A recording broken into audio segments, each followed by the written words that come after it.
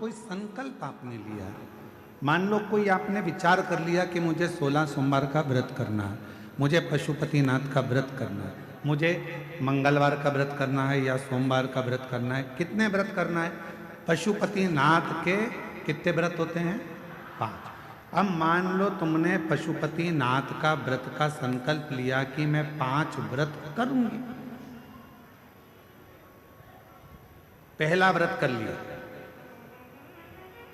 दूसरे व्रत में कहीं आपको जाना पड़ गया या रजोधर्म आ गया, रजस्वला हो गए, नहीं कर पाए, कहीं जाना पड़ गया, नहीं कर पाए। तुम्हारे व्रत का टेंशन किसको है? तुमको कि मेरा व्रत हुआ। पहला व्रत यदि आपने कर लिया है, उसके बाद के अगर 4 व्रत तुम्हारे रह गए हैं, उसकी चिंता तुम्हें नहीं रहती। जिसका तुमने संकल्प लिया है उस महादेव को तुम्हारी चिंता रहती है कि यह कब पूरा होगा।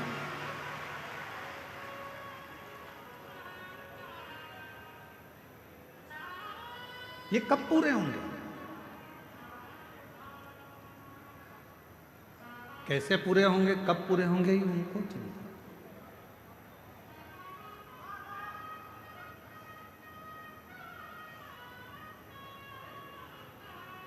ये व्रत कैसे होंगे, ये उनको चिंता। आपको लगता है कि मेरा सोमवार का व्रत ये वाला छूट गया है, रजोधर्म से हो गई, या कहीं मुझे जाना पड़ गया, ये व्रत रह गया है, कैसे पूरा होगा, उसकी चिंता तुम मत करो। तुम तो देव अधिदेव महादेव पर छोड़ दो। बाबा ने पहला व्रत करवाकर या दूसरा व्रत करवाकर बीच में अगर 1-2 सोमवार निकल गए, कोई कारण से बाबा ने उस व्रत को बीच में रोक दिया है, उसका कोई कारण है। बाबा चाहते हैं तेरे 5 व्रत जैसे ही पूरे हो जाएं, वैसे 3 महीने में तेरा काम हो जाए, इसलिए बाबा उसको थोड़ा बीच में गैप करे। इसलिए बाबा ने उसको बीच में थोड़ा थोड़ा रोक रोक कर उन 5 व्रत को करवाए, तब 5 व्रत आए।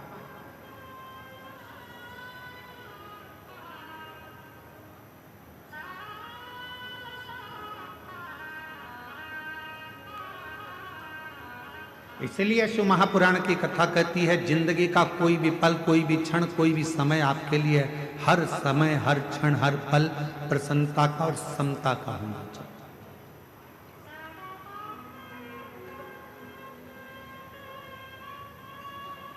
प्रत्येक पल, प्रत्येक घड़ी, प्रत्येक क्षण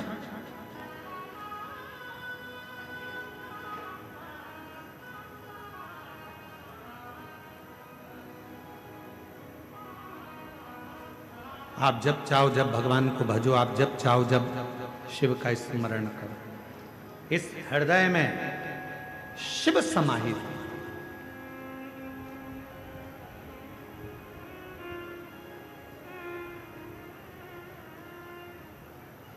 तो कहते हैं ना गंगा बड़ी ना गोदावरी,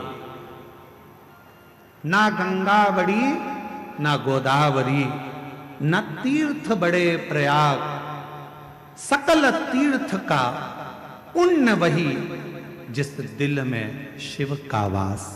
जिस दिल के अंदर शंकर का वास है, वो किसी तीर्थ से कम नहीं। जिस दिल में शिव समाया है, वो किसी गंगा के घाट से बड़ा नहीं।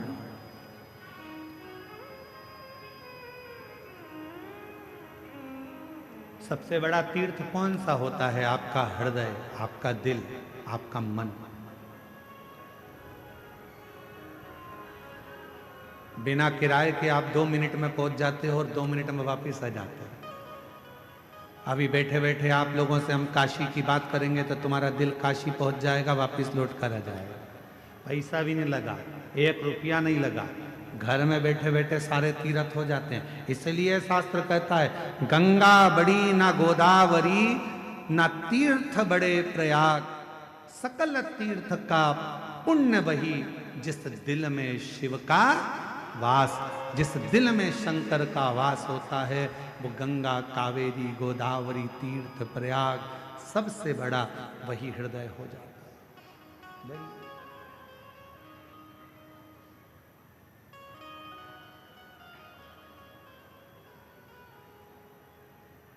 सकल तीर्थ, बस अपने मन में तुम समता का भाव, पार्वती जी के हृदय में, सती माता के हृदय में समता का भाव था। कितना सुंदर संवाद मां सती ने कहा। शिव महापुराण के सती संवाद को यदि आप श्रवण करें, शिव महापुराण के सती संवाद का यदि आप स्मरण करें, शिव महापुराण के सती संवाद को अगर आप सुने तो उसमें वर्णन आता है, माता सती अपने पिता दक्ष प्रजापति से कहती हैं, पिताजी तुमने मुझे जन्म दिया, रति को जन्म दिया, 60 कन्याओं को जन्म दिया, ये मेरी रोहिणी भी बहन है, ये रति भी मेरी बहन है, इतनी बहनें हम एक साथ हैं। आपने सबके पति के लिए सिंहासन दिया है, आपने सबके पति के लिए आदर दिया है, आपने सबके पति के लिए सत्कार किया है, फिर मेरे पति के लिए कोई आसन क्यों नहीं रखा?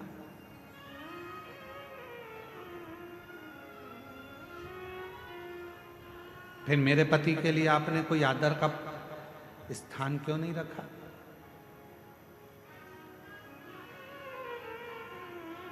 क्या कारण था जो मेरे पति का आप आदर नहीं कर पाए, मेरे पति का सम्मान नहीं कर पाए, मेरे पति का सत्कार नहीं कर पाए?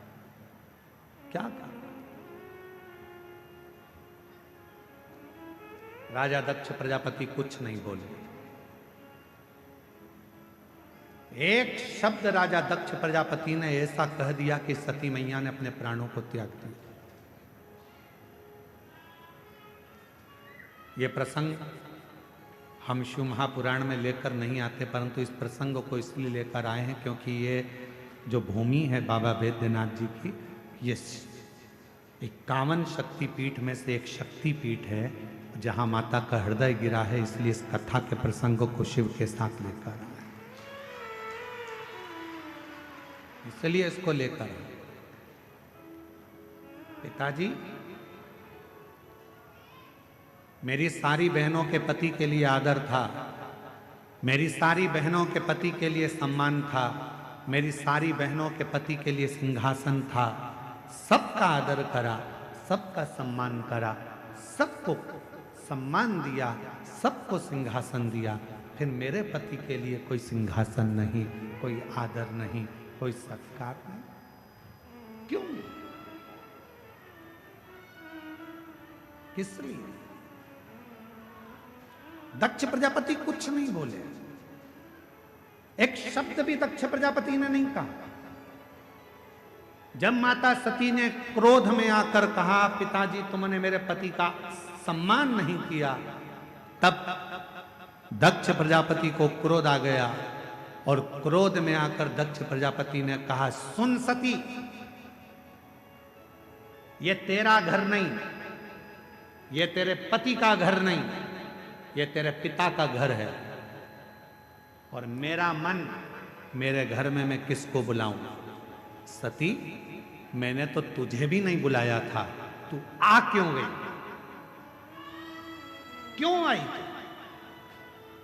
मैंने तो तुझे भी निमंत्रण नहीं दिया था, मैंने तो तुझे भी नहीं बुलाया था, तू क्यों आई?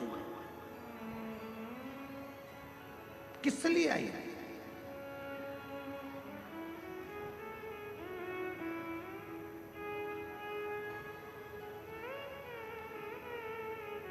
सती, माता सती मुस्कुराकर बोली, रे दक्ष प्रजापति, अब तुम बोल रहे हो कि मुझे बुलाया नहीं था, क्यों आई? याद कर दक्ष प्रजापति, तेरे घर में 60 कन्याओं ने जन्म ले लिया था, और 60 कन्या जन्म लेने के बाद तो फिर मेरी आराधना करने बैठा था, और जब मैं तेरे सामने प्रकट हुई थी दुर्गा बनकर, तो मैंने पूछा था, मांग तुझे क्या चाहिए? तो तूने कहा था, माँ अगर कुछ देना चाहती हो तो तुम मेरी बेटी बनकर मेरे घर में जन्म ले लो।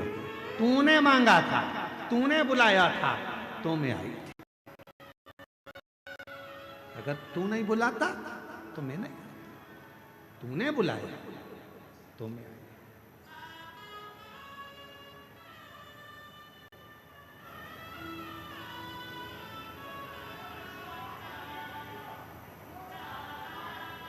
और महाराज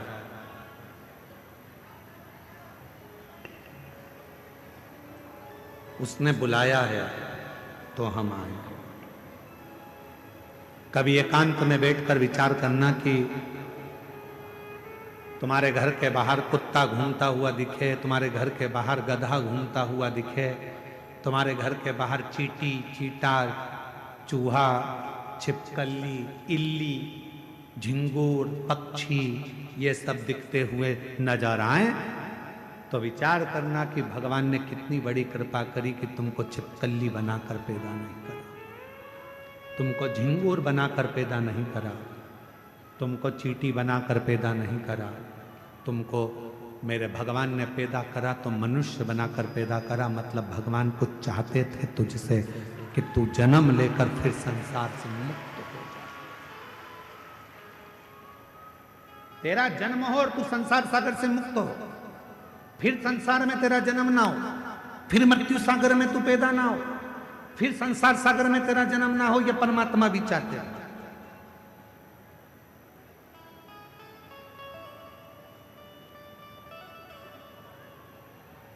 और महादेव नमन चरणों में, महादेव नमन चरणों में, स्वीकार कीजिए सबका किया है मेरा भी उद्धार कीजिए, उद्धार कीजिए। हे त्रिपुंडधारी, हे त्रिशूलधारी, हे त्रिपुंडधारी, हे त्रिशूलधारी। चरणों में तेरे बाबा जी पावन है चारों धाम। चरणों में तेरे बाबा जी पावन है चारों धाम। तेरी देव करते वंदना, पूजे सीताराम। तेरी देव करते वंदना, पूजे सीताराम। हो जाए पूरी कामना, हो जाए पूरी कामना।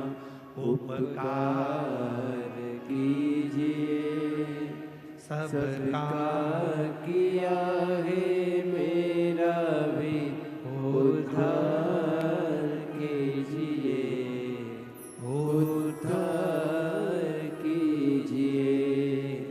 हे त्रिपुंडधारी, हे त्रिशूलधारी, हे त्रिपुंडधारी, हे त्रिशूलधारी।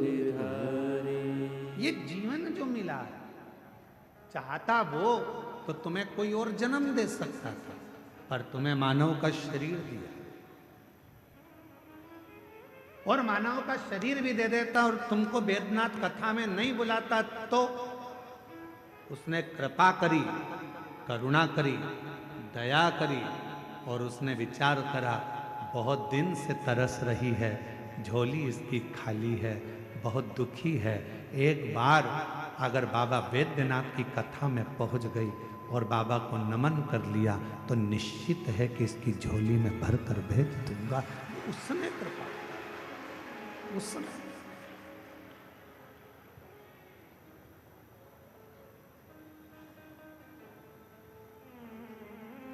कल एक बहन जी ने पत्र लिखा, और पत्र में, कल हम पत्र को ढूंढेंगे तो टाइम लगेगा, उस पत्र में लिखा कि गुरुजी इतनी भीड़ है कि अंदर तो हम जा ही नहीं सकते, हम तो बाहर बैठते हैं और आप हमको दिखते भी नहीं है, आप हमें दिखते ही नहीं, आप हमें नजर ही नहीं आते। हमने उनसे कहा जो पत्र जिन्होंने लिखा है हम उनको निवेदन करें, उनको कहें। वो दिखता भी नहीं है। कहीं पर भी बैठकर आप कथा सुन रहे हो, भले हम दिखें चाहे ना दिखें, पर इतना विश्वास रखना, शबरी अम्बा ने राम जी को कभी नहीं देखा था, केवल गुरु जी के मुख से सुना था कि राम ऐसे हैं, राम आएंगे, राम पहुंचेंगे, राम कृपा करेंगे, तू भजती रहे, सुनती रहे।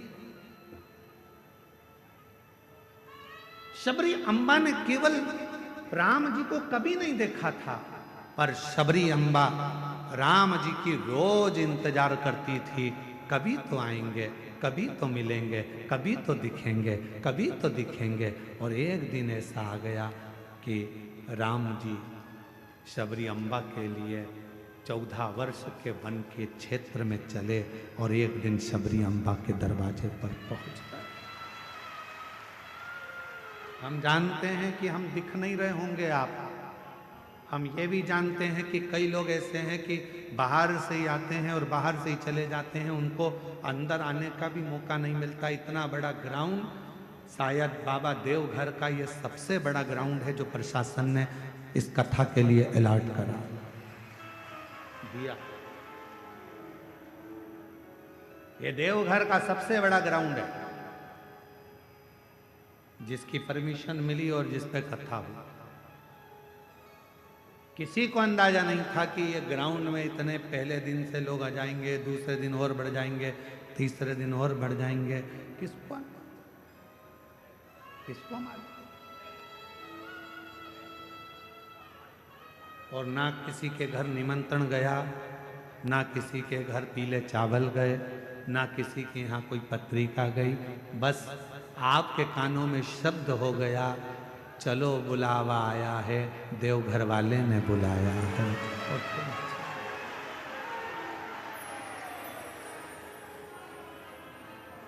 चल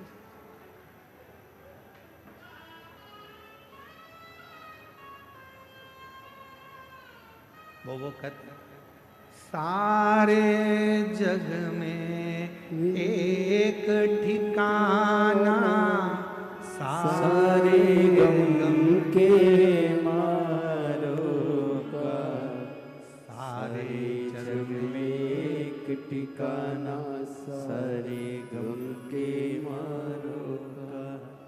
रस्ता देख रहा है बाबा अपनी आँख के तारों का, रस्ता देख रहा है बाबा अपनी आँख के तारों का। रस्ता देख रहा है बाबा अपनी आँख के तारों का। पर अब जब ये योग लगा है भगवान की ये विरल भक्ति को प्राप्त करने का, तो क्यों ना इस मानव शरीर को हम सार्थक करें,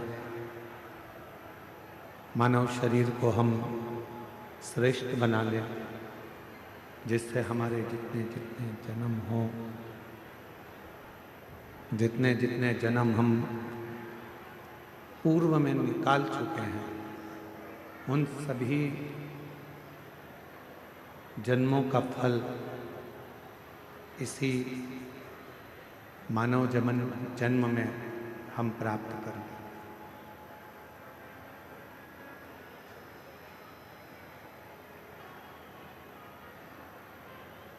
मर जाना, फिर जन्म ले लेना, फिर मर जाना, फिर जन्म ले लेना, उसमें श्रेष्ठता नहीं है। आवाज नहीं आ रही है उधर पंडाल में।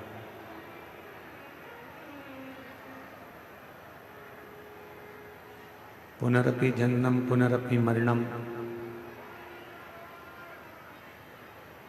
बार बार जन्म लेकर मरना, फिर जन्म लेना, फिर मरना श्रेष्ठता नहीं है। श्रेष्ठता कब होती है? जब हम जन्म लेने के बाद भगवान की अविरल भक्ति में डूबे। आवाज नहीं आ रही है कहीं पर भी?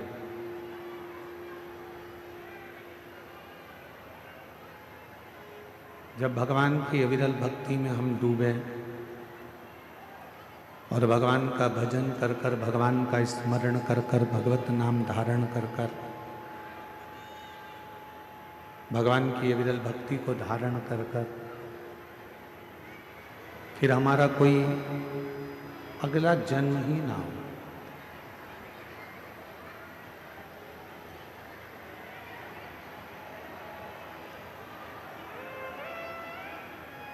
पंडाल में आवाज नहीं है, पंडाल में आवाज नहीं आ रही है। अंदर ही अंदर आवाज आ रही, पंडाल में नहीं है आवाज।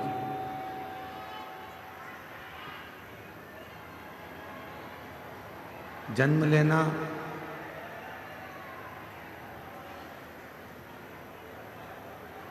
जन्म और मृत्यु के प्रपंच से छूटने के लिए, जन्म और मृत्यु के प्रपंच से परे होने के लिए ये मानव का देह मिला, ये मानव का शरीर मिला। और मैंने तेरे ही भरोसे बाबा, तेरे ही भरोसे हवा उड़ती जागी बाबा,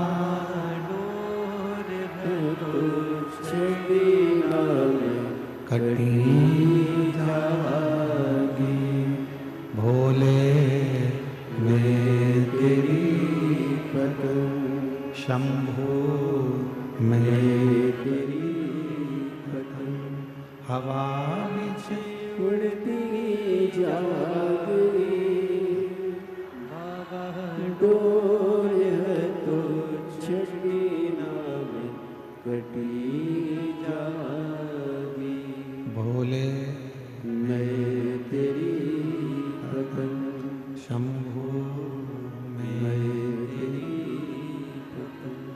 शिव कथा करें। भगवान शंकर का पवित्र चरित्र कह रहा है, शिव महापुराण की कथा कर रहा है। एक माली रोज पेड़ में पानी देता है, वृक्ष में पानी देता है।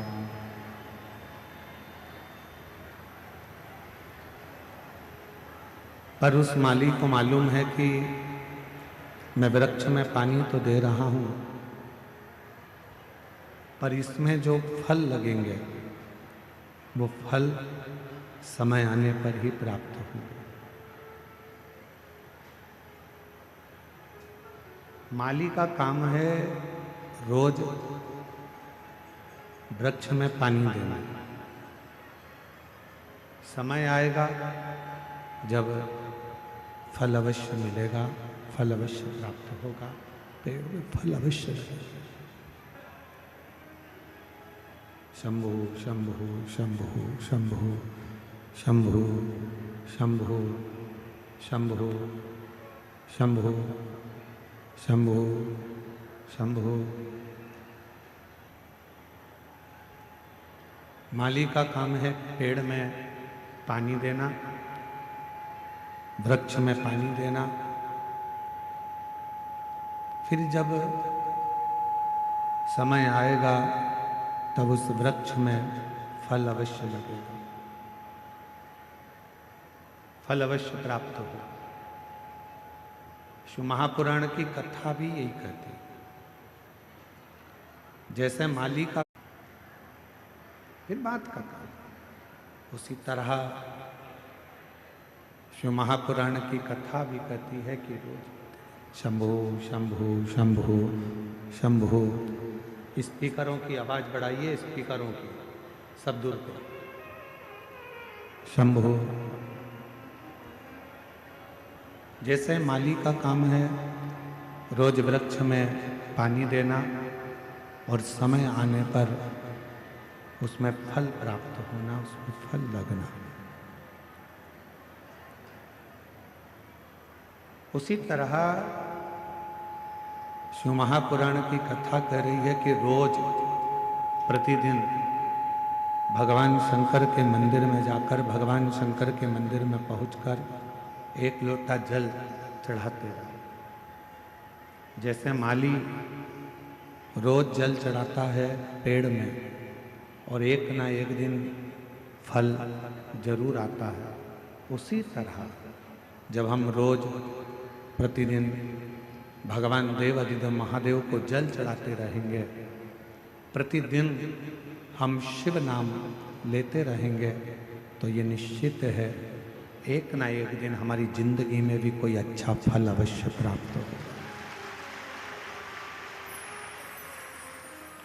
कोई अच्छा फल हमारे जीवन में अवश्य प्राप्त होगा, जिससे हम जिंदगी को सही श्रेष्ठता में जी सकें।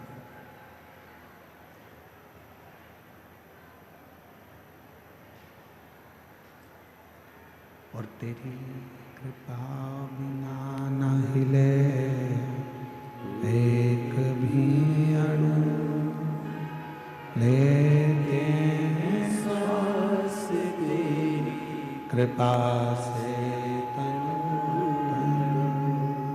बखान क्या करूं मैं राखों के ढेर का, चपटी भभूत मेरे खजाना कुबेर का। हे गंगाधार मुक्ति द्वार ओंकार तू, भोले ओंकार तू, आयो शरण तिहारी शंभु तार तार तू। बखान क्या करूं मैं राखों के ढेर का, चपटी भभूत में खजाना कुबेर का। हे गंगाधार मुक्ति द्वार ओंकार तू, भोले ओंकार तू, आर्यो शरण तिहारी शंभु तार तार तू। जैसे शिव कथा कहती है, भगवान शंकर का चरित्र कहता है, शिव महापुराण की कथा वर्णन करती है, हमारा जन्म लेना कब सार्थक है, जब हम भगवान की अविरल भक्ति को धारण कर सकें, जब हम भगवान की अविरल भक्ति को अपनी जिंदगी में उतार सकें।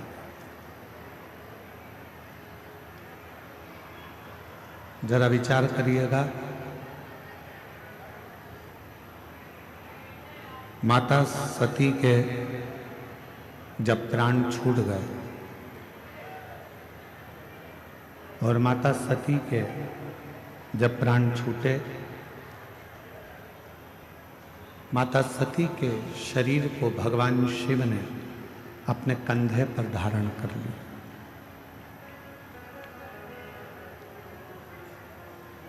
खूब देवाधिदेव महादेव ने तांडव किया, खूब। आपको मालूम होना चाहिए कि वैद्यनाथ बाबा की ये पवित्र भूमि, जहां मां सती का हृदय गिरा है, आखिर उस हृदय की जगह पर ही भगवान शंकर का शिवलिंग क्यों विराजमान?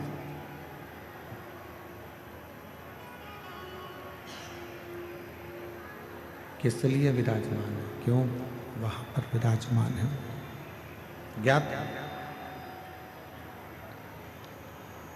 ऐसा क्या कारण है? शिव महापुराण की कथा कहती है, शंकर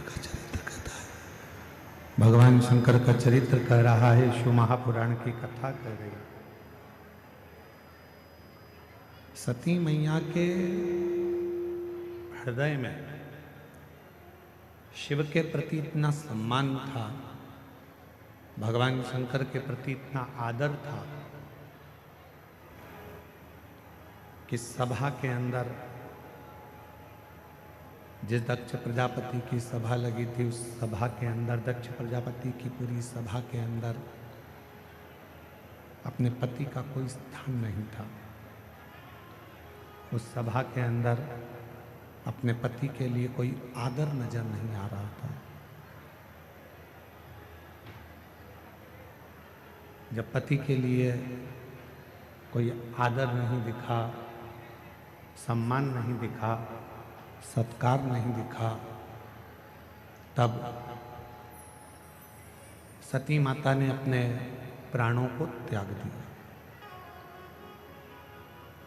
तब माता सती ने अपने प्राणों को छोड़ दिया। कब त्यागा?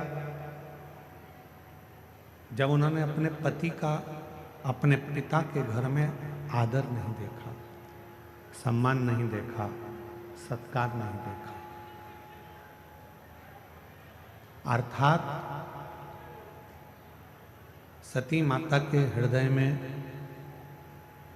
शिवजी के प्रति इतना प्रेम था, भगवान शंकर के प्रति इतना प्रेम था, इतना आदर था, इतना सम्मान था कि सती मैया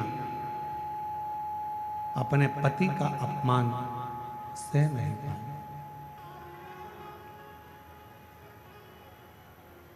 अपने पति के अपमान को मां सती सह नहीं सकी।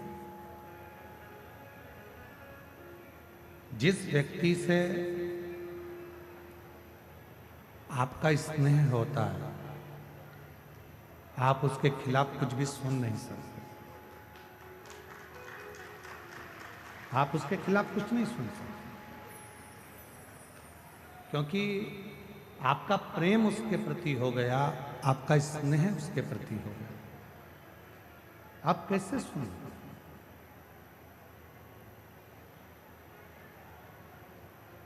जितनी मेरी जीजियां बैठी हैं, जितने मेरे जीजा बैठे हैं, जितनी मेरी माताएं बैठी हैं, जितने मेरे भाई बैठे हैं, जितने मेरे जीजा बैठे हैं, जितने मेरे बुजुर्ग माता पिता बैठे हैं, आप सब जरा विचार कर कर बताना, एक बेटा कोई गलती करता है और लोग आकर बता देते हैं। एक बेटा गलती करता है और किसी ने आकर बताया कि तुम्हारे बेटे ने ये गलती करी है, तुम्हारे बेटे ने ऐसा कर दिया, तुम्हारे बेटे ने वैसा कर दिया, तुम्हारा बेटा ऐसा गलत कर रहा है। ईमानदारी से बोलना, माँ मानने को तैयार हो जाती है क्या कि मेरा बेटा ऐसा कर सकता? माँ मानती ही नहीं, माँ मानने को तैयार ही नहीं होती है, माँ मान ही नहीं पाती। क्यों? क्योंकि एक माँ अपनी बेटी से इतना प्रेम करती है, एक माँ अपने बेटे से इतना स्नेह करती है, इतना प्रेम करती है, इतना स्नेह करती है कि वो कुछ मानने को तैयार ही नहीं होती। वो कुछ मानती है।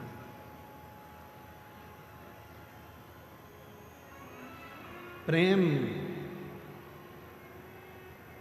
जब बहुत ज्यादा मात्रा में बढ़ जाता है, स्नेह बढ़ जाता है, तो हमें अवगुण नजर नहीं आते, हम उसमें केवल गुण ही देखते हैं।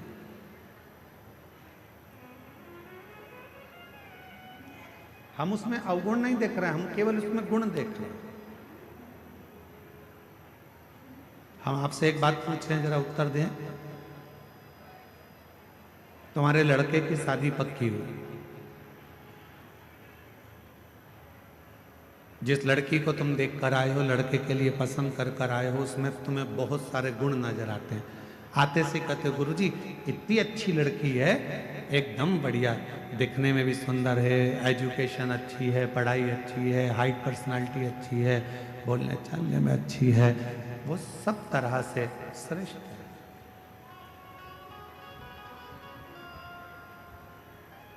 क्यों?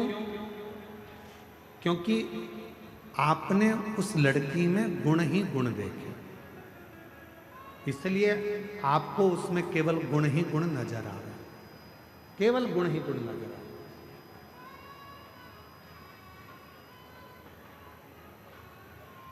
और कुछ समय के बाद जब लड़की शादी कर कर आपके घर में आ जाती है, विवाह कर कर आ गई, 2-4 साल निकल गए, फिर उसके सारे गुण कहाँ चले जाते हैं? अब आप उसमें गुण नहीं देख रहे, आप उसमें अब दिन भर सुबह से शाम तक अवगुण ढूंढने का प्रयास कर। दिन भर हम उसमें अवगुण ढूंढ रहे हैं, दिन भर हम उसमें अवगुण देख रहे हैं, हम उसमें गुण नहीं ढूंढ पा रहे, हम उसमें अवगुण ढूंढ रहे। पहले वही बहू 7 बजे उठकर आती थी तो तुम कुछ नहीं कहते थे, अब वही बहू 7 बजे उठती है तो तुम्हें लगता है कि बहुत देर से उठ रही।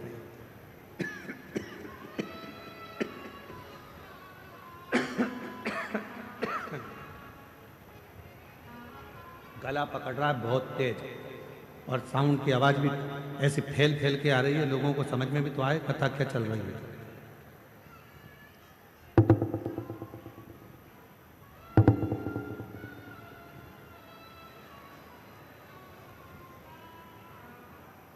लड़की वही है, पहले हमने उसमें केवल गुण देखा और अब हम उसमें अवगुण देख रहे हैं।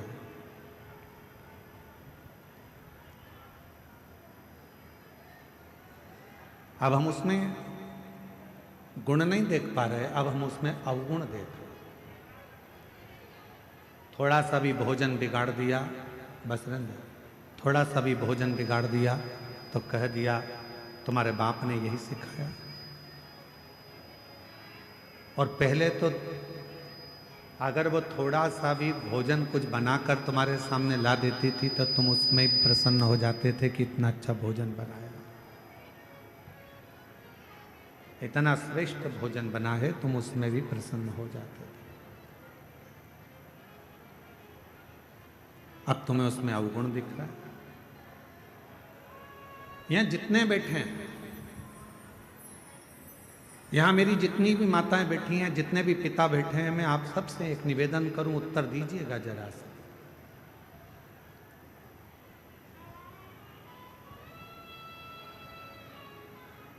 तुम्हारा दामाद, तुम्हारी बेटी का पति तुम्हारी बेटी को घुमाने लेकर जाए तो तुम्हें कैसा लगेगा? अच्छा लगेगा कि बुरा लगेगा? जम के तो बोलो, अच्छा लगेगा। पड़ोसी से कहोगे इतना अच्छा दामाद मिला है, मेरी बेटी को खूब घुमाता, खूब घुमाता। और अगर वही काम तुम्हारा बेटा करे और तुम्हारी बहू को घुमाने ले जाए तो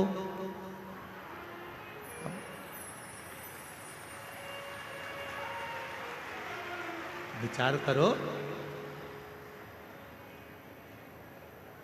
दामाद बेटी को अगर सोने की, तुम्हारी बेटी को सोने की रकम दामाद दिलाए तो मेरा दामाद हीरा है। अभी दिवाली पर उसने मेरी बेटी को सोने का हार दिलाया, रानी हार दिलाया। और वही काम तुम्हारा बेटा करे और तुम्हारी बहू को सोने का हार दिला दे तो तुम्हारा भगोने जैसा मुंह हो जाए। अब जैसे तुम्हारी बेटी है वैसे ही तुम्हारी बहू भी तो किसी की बेटी है, वो भी तो बेटी है।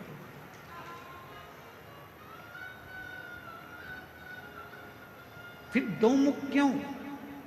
फिर दो विचार क्यों? फिर दो दृष्टि क्यों?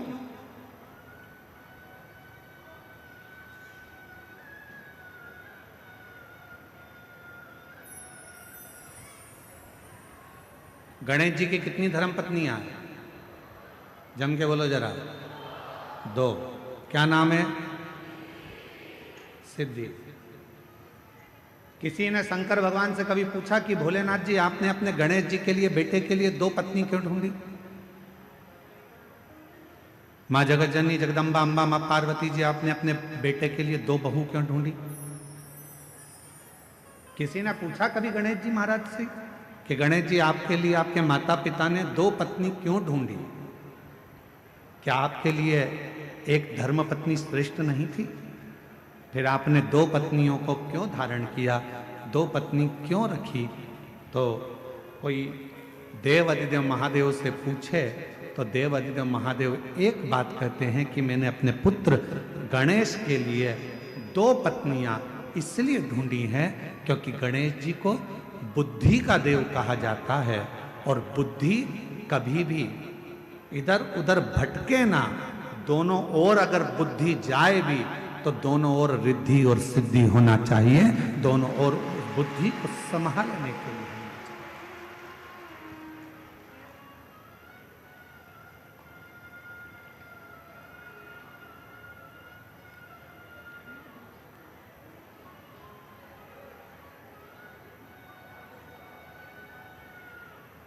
दो दृष्टि नहीं रखना।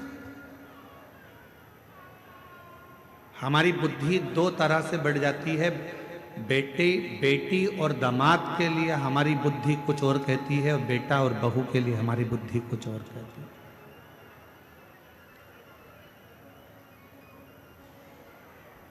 तुम्हारा दामाद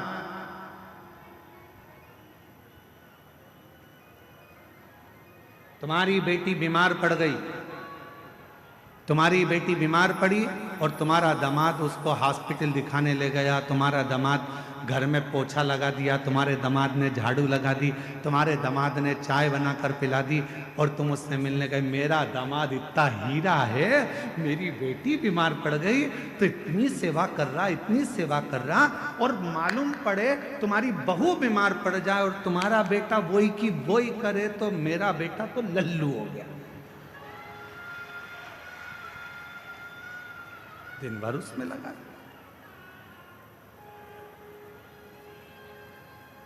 दिन भर 2 बुद्धि नहीं चाहिए। रिद्धि सिद्धि के दाता गजानन तुम्हें सबसे पहले हमारा नमस्कार है। रिद्धि सिद्धि के दाता गजानन तुम्हें सबसे पहले हमारा नमस्कार है। रिद्धि सिद्धि के दाता गजानन तुम्हें सबसे पहले हमारा नमस्कार है। एक बुद्धि रखिए, समदृष्टि रखिए, समदृष्टि। बेटी बीमार पड़ गई, चिंता लग गई, मेरी बेटी 3 दिन से बीमार है, मेरी बेटी ने कुछ नहीं खाया। बहू बीमार पड़ गई, ढोंग कर रही है।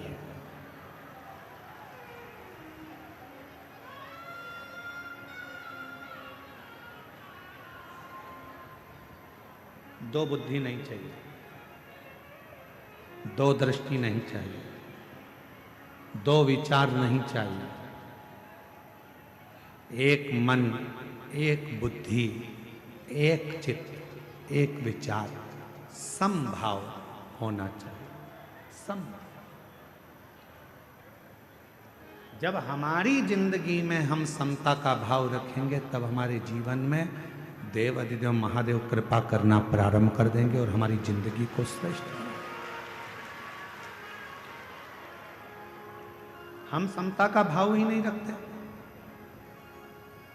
कभी विचार करिए कि मां सती के हृदय में, मां सती आखिर उनके मन में शंकर भगवान के प्रति कितना आदर होगा, शिव जी के प्रति कितना प्रेम होगा, शंकर भगवान के प्रति कितना सम्मान होगा, शिव जी के प्रति कितना आदर होगा, शंकर भगवान के प्रति कितना सत्कार होगा कि आखिरी में सती मैया का हृदय भूमि पर गिर भी गया तो भी सती माता उस हृदय में शंकर को बसा कर रखी हैं। इसलिए आज भी बैद्यनाथ जी की पवित्र धरा पर माँ शक्तिपीठ जिसमें हृदय गिरा है, उस हृदय में शंकर का शिवलिंग आज भी विराज,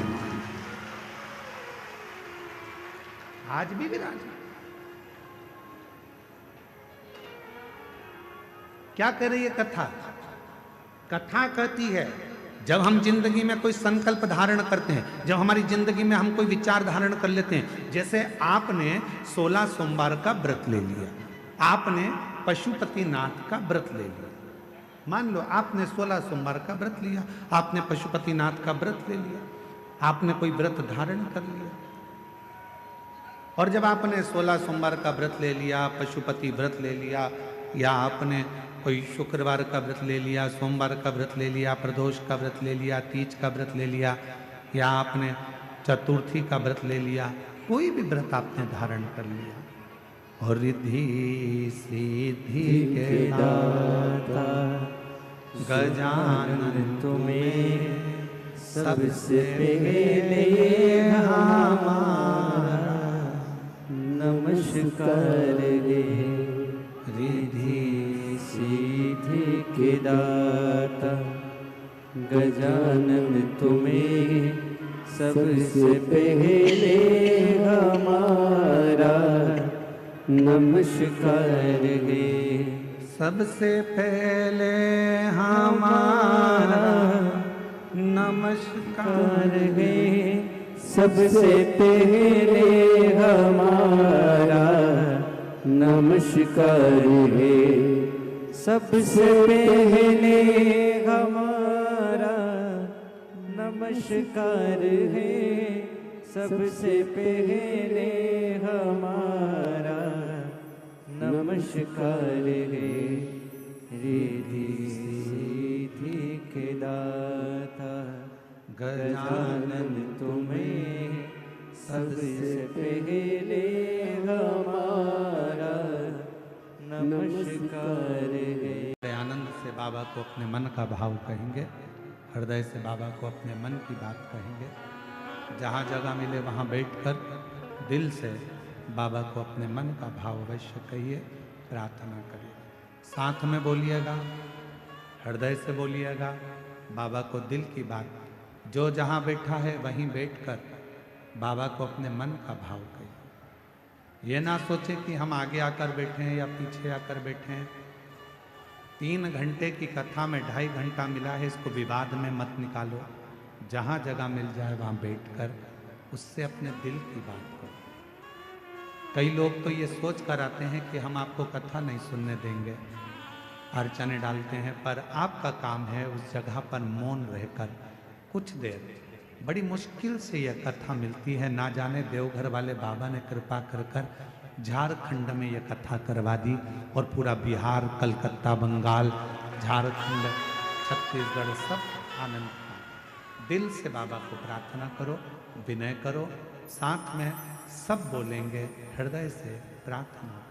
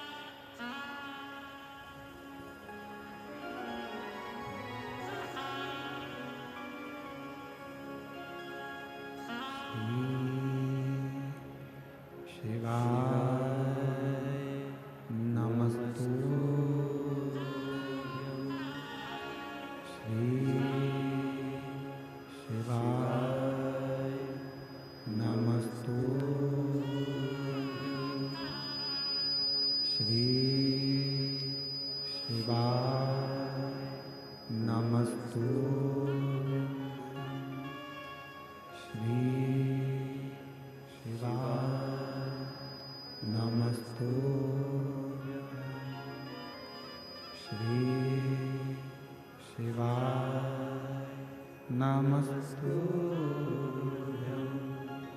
भोला सब दुख काटो हमारा, ओ भोला सब दुख काटो हमारा।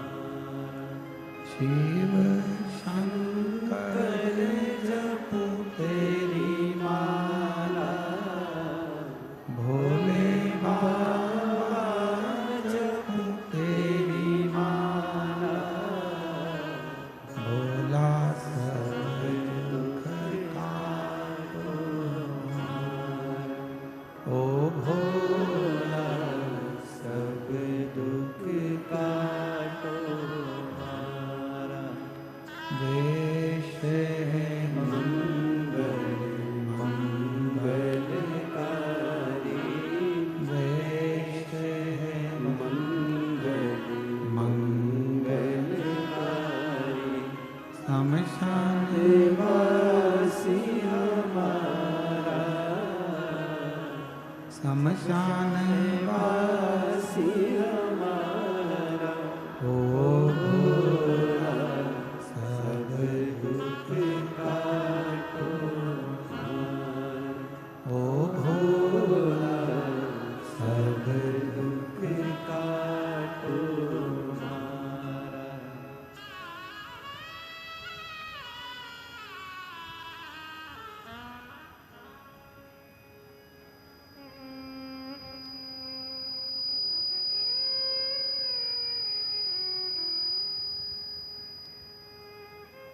बाबा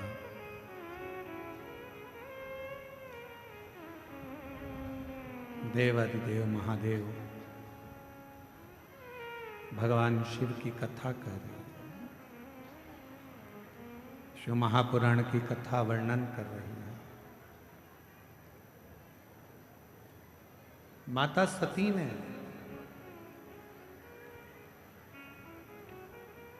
पिताजी से कहा तो पिताजी ने एक शब्द कह दिया, मैंने तो तुमको भी नहीं बुलाया।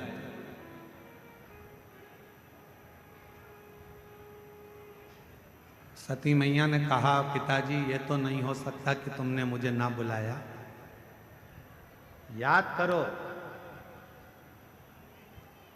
आपके घर में कई बेटियों ने जन्म ले लिया था और मैं जगत जननी दुर्गा स्वयं तुमसे कहने के लिए आई थी कि अब बेटी मत मांगो, पर तुमने बेटी मांगी। और कहा तुमने कि मुझे बेटी के रूप में तुम चाहिए। और मैंने कहा था दक्ष प्रजापति कि तू मुझे समझ नहीं सकता, तू मुझे जान नहीं सकता दक्ष प्रजापति। शिव को और शक्ति को समझने के लिए कई जन्म लेना पड़ जाएंगे, तब जाकर मनुष्य समझ पाएगा कि शंकर भगवान है क्या, शिव का एक लोटा जल है क्या, शिव की अविरल भक्ति है क्या, मां दुर्गा भवानी आद्य शक्ति है क्या। कई जन्म निकल जाएंगे, कई जन्म एकत्र। अच्छा है, देखिए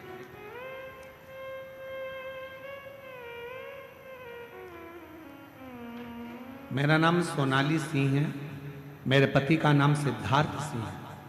हम जिला जमुई गांव बिहार से आए हैं।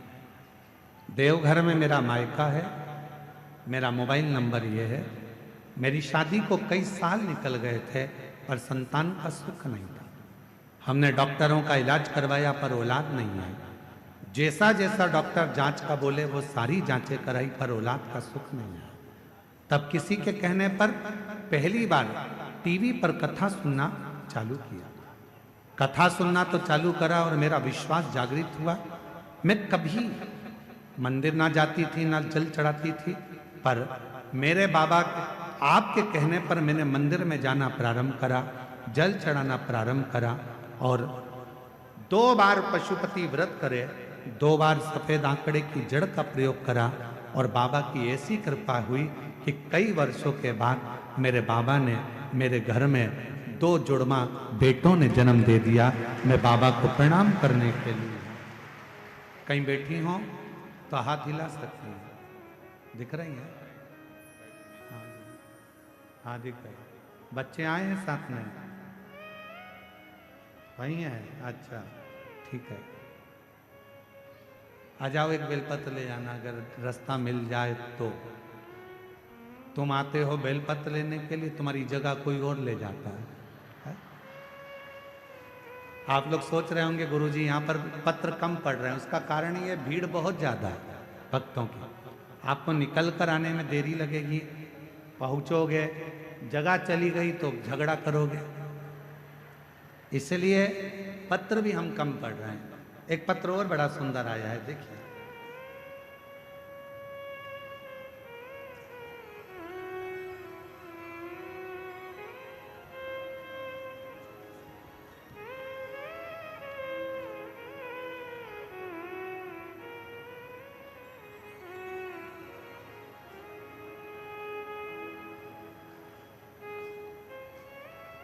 मैं रूबी मिश्रा, पति प्रदीप कुमार मिश्रा, घर गंगटा गोंडा की रहने वाली हूँ।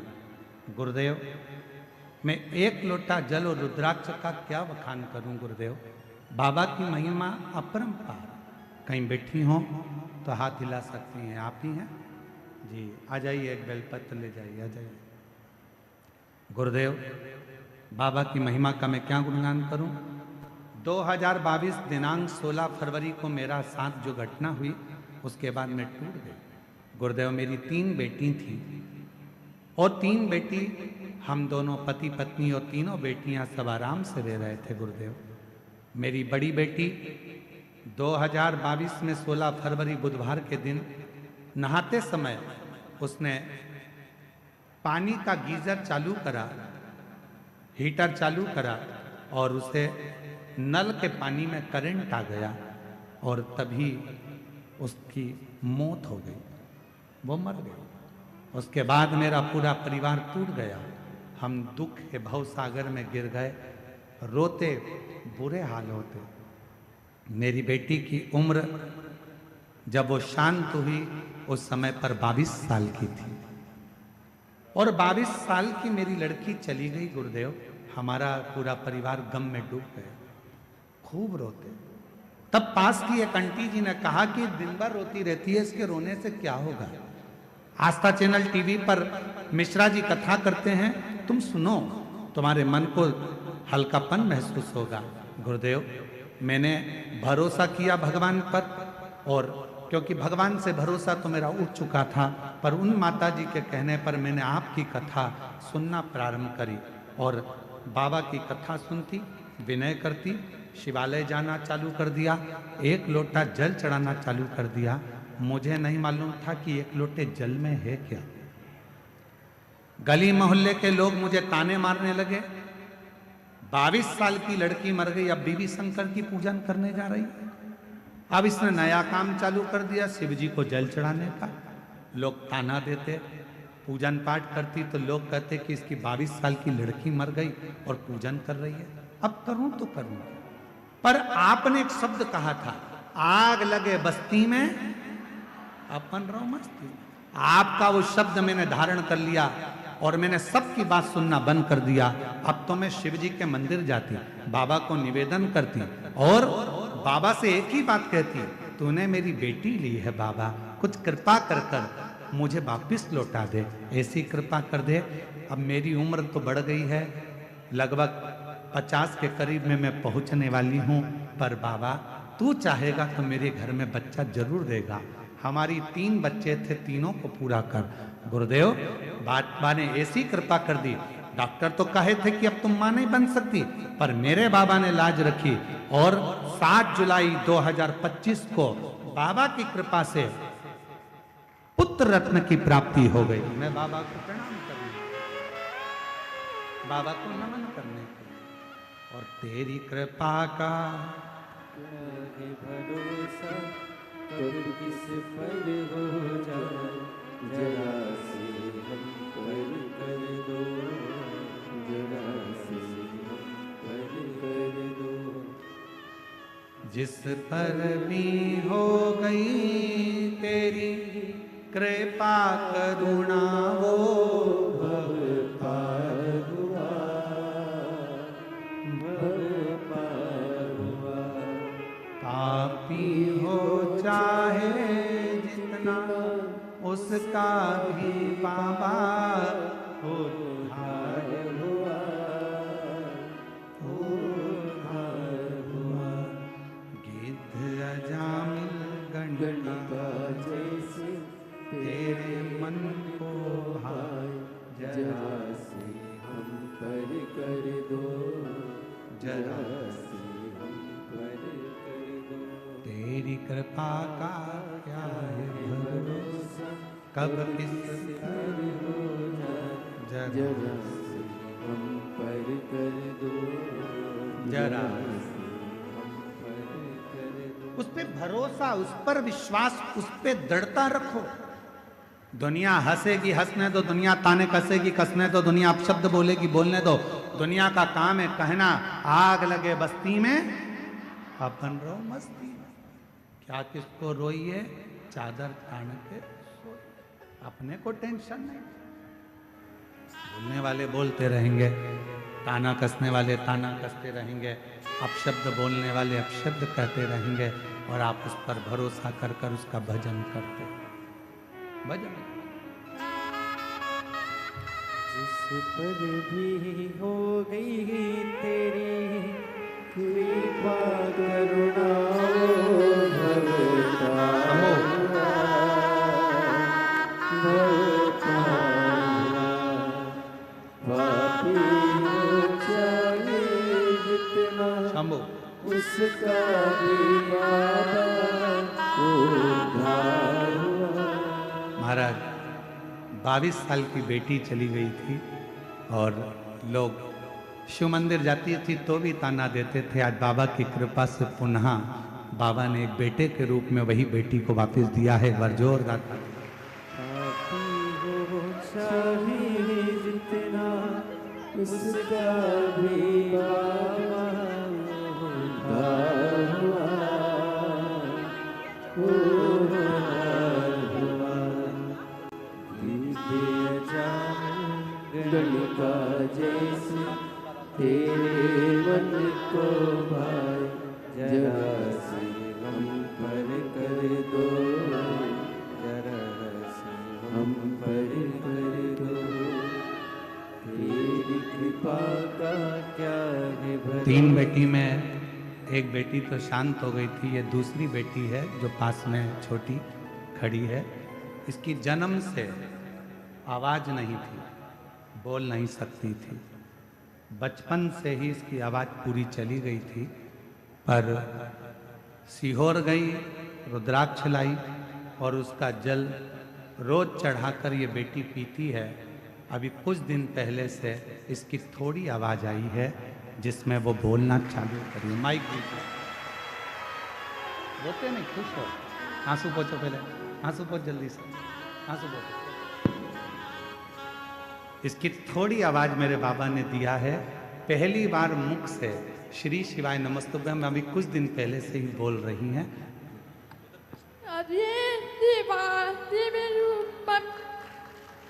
श्री शिवाय नमस्तुभ्यम। वापिस एक बार।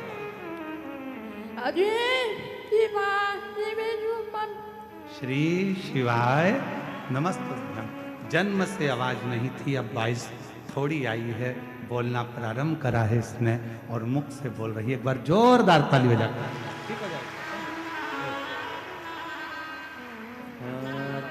न चाहता कोई दिल से तुम्हारे, खाली न जाता कोई दर से तुम्हारे। मैं भी खड़ी हूँ नंदी बाने बसारे, अपने हृदय से लगा लो, लगा लो। गिरा जा रहा हूँ, उठा लो। बाबा से प्रार्थना करिए, दोनों से निवेदन है, थोड़ा डाउन कर कर चलाओ। शिव कृपा करो। बाबा प्रार्थना करो, जिस समय तुम दिल से बाबा से निवेदन करोगे, विनय करोगे, बाबा उसको स्वीकार है, स्वीकार करो।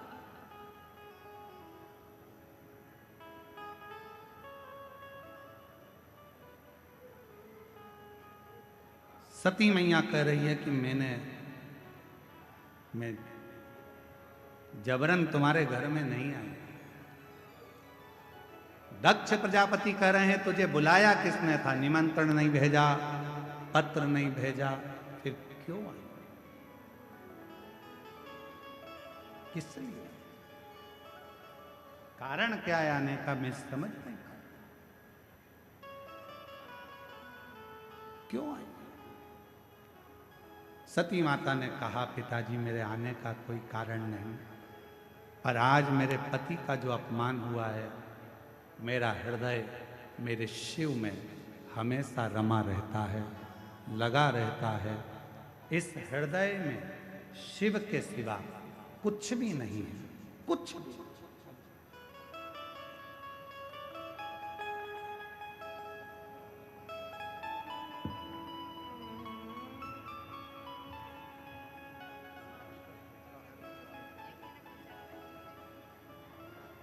जो जुड़मा बच्चे हुए हैं वो इनकी मामी हैं, बच्चे छोटे थे अभी इसलिए उनको लेकर पंडाल में नहीं आ सकी।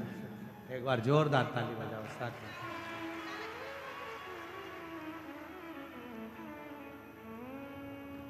शिव से प्रार्थना करें, मैं आई हूं पर मेरे हृदय में शिव बस है, शंकर ओघड़दानी। और मेरे हृदय में अगर शिव बसे हुए हैं, मेरे हृदय में शंकर भगवान बसे हुए हैं, मेरे हृदय में भगवान देवाधिदेव महादेव बसे हुए हैं, और तुम शिव का अपमान कर दो, ये मुझे श्रेष्ठ नहीं, ये मुझे श्रेष्ठ नहीं।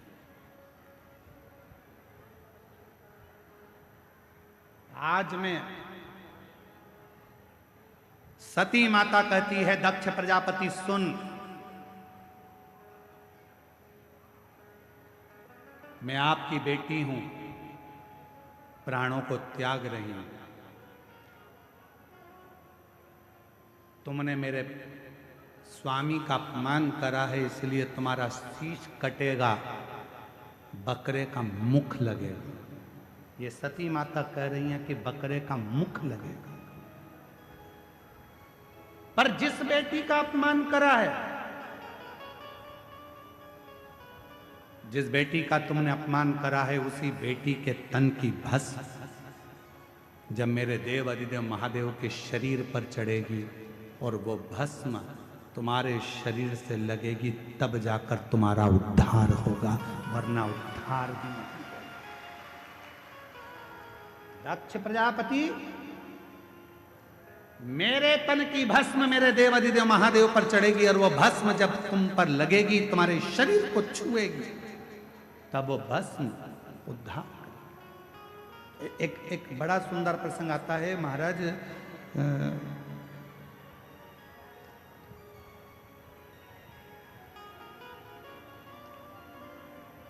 एक वामदेव नाम के शंकर के बड़े भक्त थे, थोड़ा ध्यान से सुनना। बाबा बैद्यनाथ जी की इस पवित्र धारा की कथा है, अपनी जिंदगी में उतारना, बहुत सावधानी से सुनो। एक पत्र आया है, किसी बहन जी ने भेजा है, हम आपके पत्र को स्वीकार करते हैं। गुरुजी, आपसे एक निवेदन करना चाहते हैं हम व्यासपीठ से। हम सब जितने भी शिव भक्त यहाँ पर आए हैं, कोई 100 रुपये खर्च करा है, कोई 200 रुपये खर्च करा है, कोई 500 रुपये खर्च करा है। 4 किलोमीटर दूर से पैदल चलकर हम लोग कथा के पंडाल तक पहुंचे, पर यहाँ कथा के बीच बीच में ये सामान बेचने वाले जो आते हैं, हम लोगों को कथा नहीं सुनने देते हैं।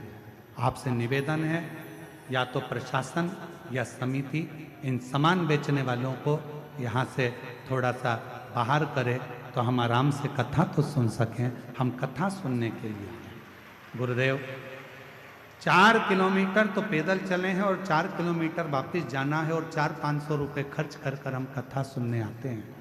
उसमें भी हमको ये लोग परेशान करते हैं, तो हम कथा कैसे सुनें?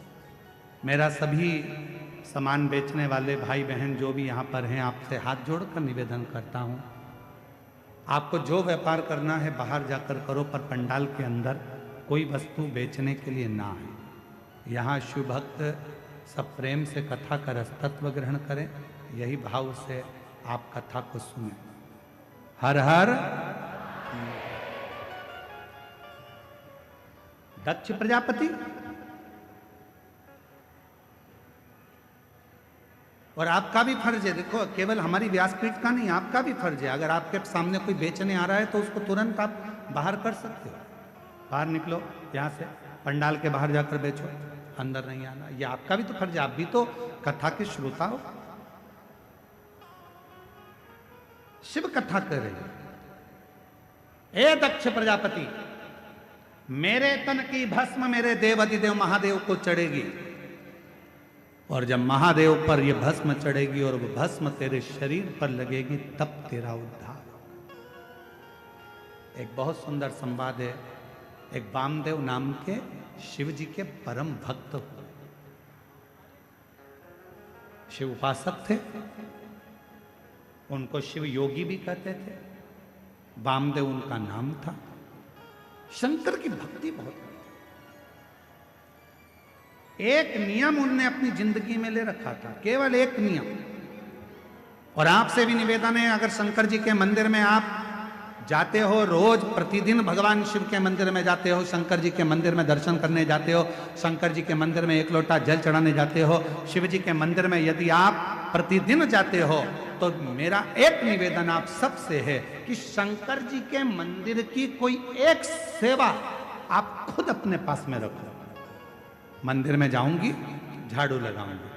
मंदिर में जाऊंगी, जितना निर्माल्य पड़ा होगा उसको उठाकर एक कोने में रख दूंगी, बाद में विसर्जन कर दूंगी। मंदिर में जाऊंगी, किसी ने दिए लगा कर रखे होंगे, उन दियों को जब वो ठंडे हो जाएंगे उठाकर एक कोने में रखी आऊंगी। मंदिर में जाऊंगी, मंदिर के जितने लोटे हैं, बर्तन हैं, उनको मैं साफ कर दूंगी। मंदिर में जाऊंगी, बेलपत्र ले जाकर मंदिर में रख दूंगी, बाबा को चढ़ जाएगा।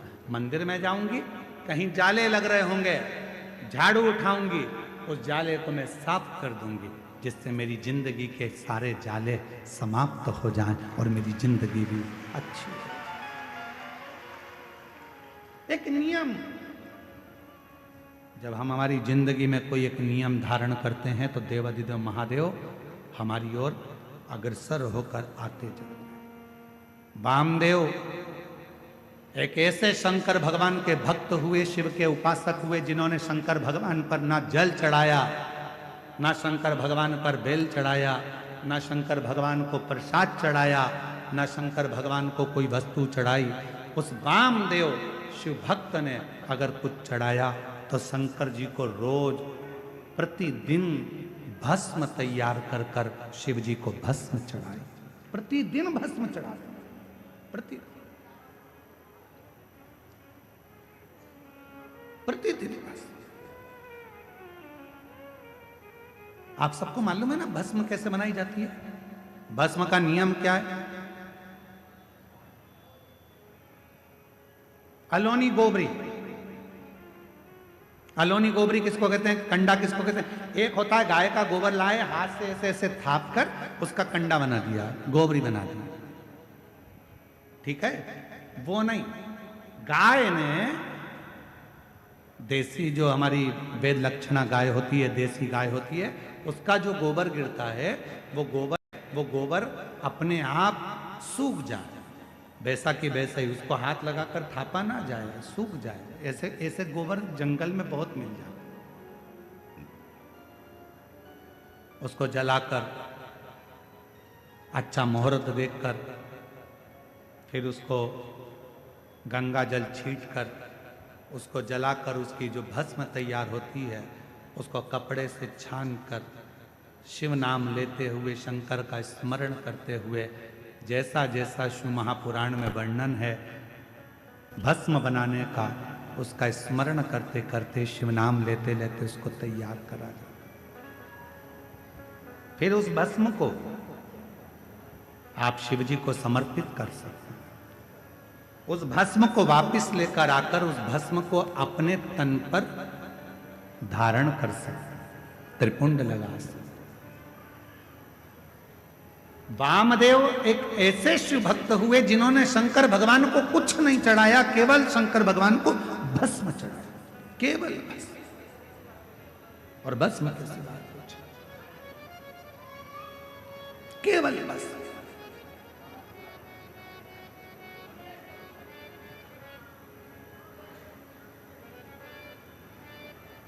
एक दिन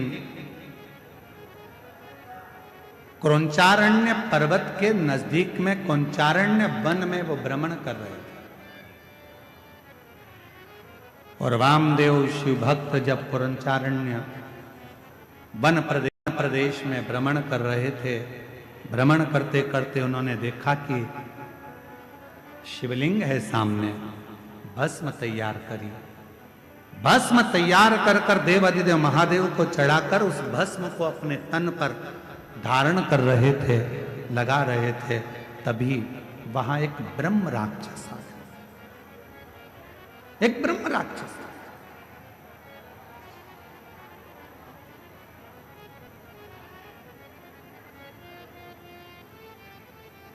और एक ब्रह्म राक्षस उसी समय पर आया और जैसे ही ब्रह्म राक्षस आया, उस राक्षस बहुत दिन का भूखा था, उसको कोई भोजन नहीं मिला था। वामदेव को देखा तो बड़ा प्रसन्न हुआ कि आज बहुत दिन के बाद मुझे भोजन प्राप्त हुआ, आज बहुत दिनों के बाद मुझे भोजन मिला है, आज मैं इस भोजन को ग्रहण करूंगा, आज बहुत दिनों के बाद मुझे प्राप्त हुआ। और ब्रह्म राक्षस थोड़ी देर तक तो देखा और देखने के बाद ब्रह्म राक्षस ने वामदेव को खाने के लिए उनके हाथ का स्पर्श कर दिया। स्पर्श करते से ही जो तन पर भस्म लगी थी, वो भस्म वामदेव शिव मुनि के शरीर की वो भस्म ब्रह्म राक्षस के हाथ का स्पर्श कर, हाथ का स्पर्श।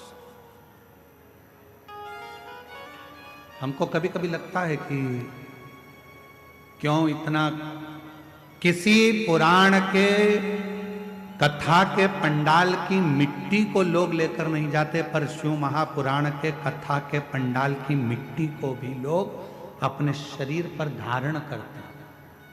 ये इस कथा से सीखने को मिलता है वामदेव जी की कि भगवान शंकर के भजन का बल कितना बढ़ता है कि शिव जी के शरीर पर लगी हुई भस्म राक्षस का भी कल्याण कर देती है, तो शिव पुराण की कथा की पंडाल कई जीवों का कल्याण कर जाती है, कई जीवों का।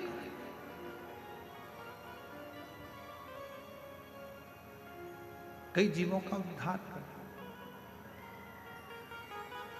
और जो जैसी भावना लाया वो वैसा ही फल पाया, नहीं खाली उसे लौटाया, वो मन ही मन हर्षाया।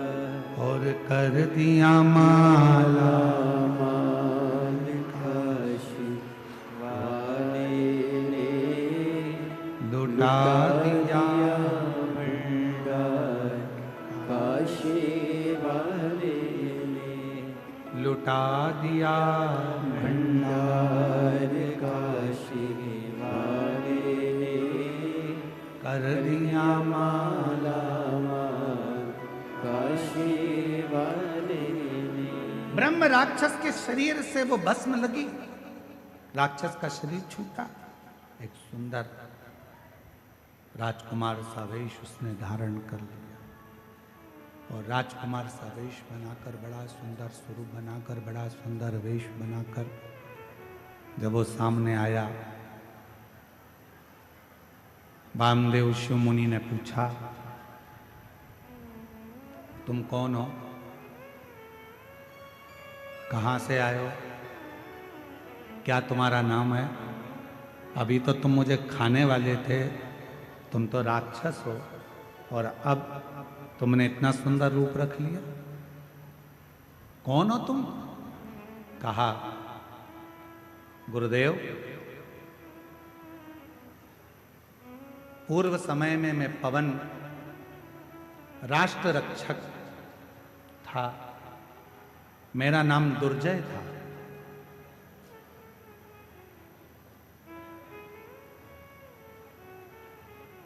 रक्षा करना मेरा काम था, मेरा नाम दुर्जय था, मैं रक्षा करता था।